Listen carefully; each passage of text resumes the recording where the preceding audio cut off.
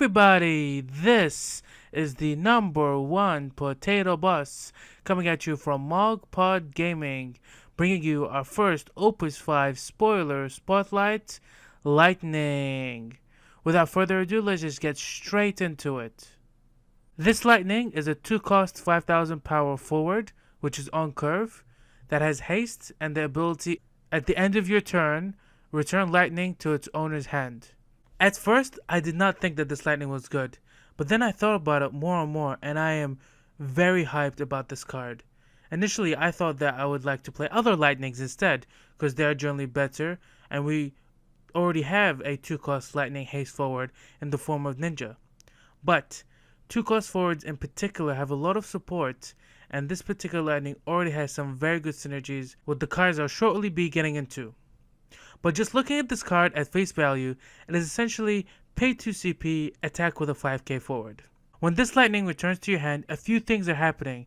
You are quote unquote gaining back 2 CP worth of a card, and you're eliminating the chances for your opponent to get rid of it on his turn removal, such as Zelbag or Vivi. The most important part, in my opinion, is that if you want to play other Lightnings, you can with this Lightning, because this will always get back to your hand and you can play your other Lightnings in the following turn, and use this Lightning for their S abilities. There have been times when I've used 2-cost Haste Tifa or the 2-cost Haste Ninja, and after the turn that I summon them, they summon a big blocker, and that forward is rendered essentially useless until it dies. But with this Lightning, you can use it early on, it comes back to your hand, and if they play a big blocker, then you just don't play it. But also, just returning the Lightning to your hand is actually going to make your opponent play differently, as now they know you got a cheap haste forward and they pretty much have to respond to that pressure. If you are facing down this card, you need to remove it on your opponent's turn, so that they lose their Lightning and their 2 CP worth of card.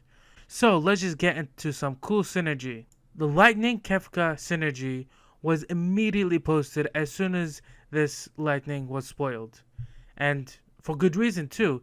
It is a very potent combo. It essentially reads pay 3 CP, have a 10k attacker on that turn. The reason for this is because Lightning does not break at the end of the turn, as turn player gets to choose priority at the end of the turn stack, so you can choose to return Lightning to your hand before Kefka breaks it. Having a 10k forward is very strong, and your opponent is going to have a lot of trouble dealing with it. But if you are to face down this combo, do not be afraid to use your slightly more expensive removal like the 4-cost Odin to get rid of this Lightning when they use Kefka on it. Because that means that this Lightning is essentially a 3 CP forward, and I've used Odin against other 3 CP forwards like the 3-cost Kuja and Kagnozo before, because you're not losing much value by getting rid of a 3 CP forward, and in this scenario you're going to have to treat this Lightning as a 10k forward. There's not much more to say about the synergy, but the next synergy with Lightning is one of my favorite synergy, and that is the magic pot value.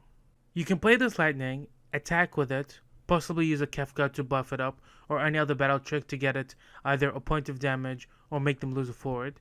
Then you can use magic pot to get either the Opus 4 legendary Lightning to dull a forward and her herself to attack to dull another forward to get through a point of damage, or you can get the Opus 1 legendary Lightning to get Odin from your deck.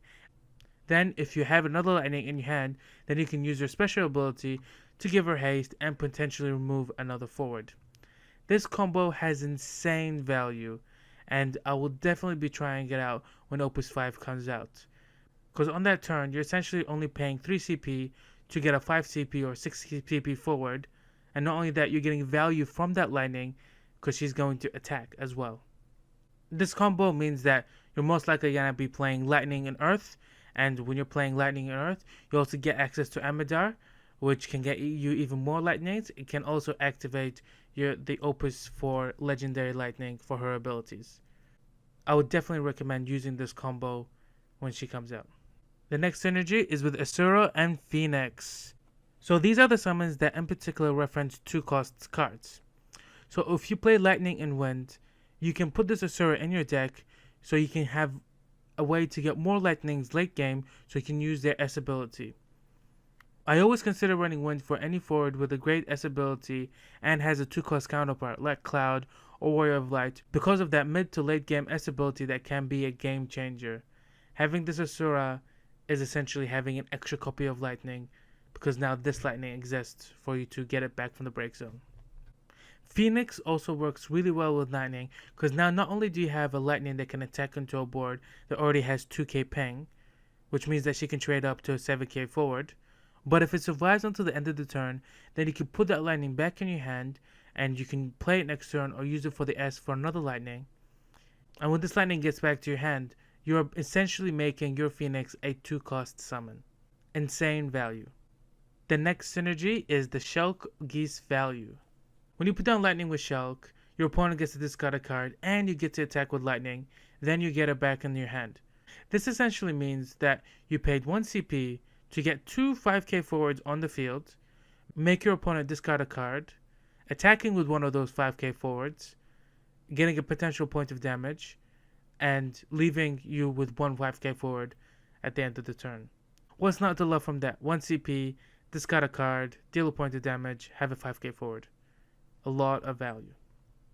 And also, to a lesser extent, this Lightning can also work well with Geese for the same reason as Shulk. Instead, this time you can draw 2 cards, then discard 2 cards when you really need to discard the extra light or dark cards in your hand or thin your deck for your answers.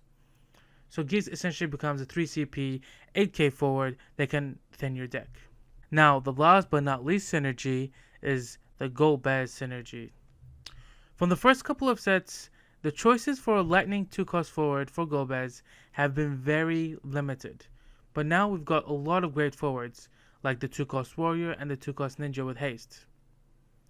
This Lightning will yet be another forward that, in many situations, dare I say, be the best Lightning 2-cost forward to search for with Golbez.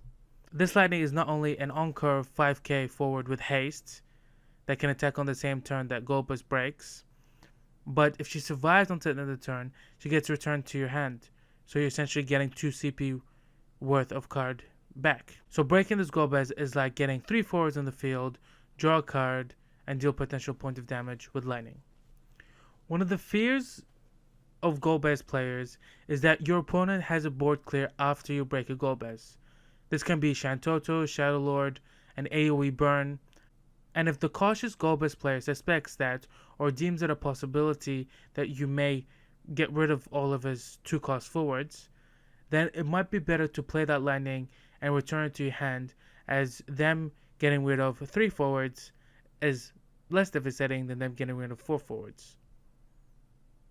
Thanks for watching, guys. This is just some of my initial thoughts about this new Opus 5 Lightning, and I am very hyped about this card. I hope you guys are too after listening to some of these interactions. Let me know in the comments below if I missed anything, if there's any of the combos that are really cool as well, and I'll be sure to respond to them. Please like, subscribe for more Final Fantasy TCG content, from deck profiles to duel series, and we also have a podcast with a new episode coming next week. Number 1 Potato Boss, out.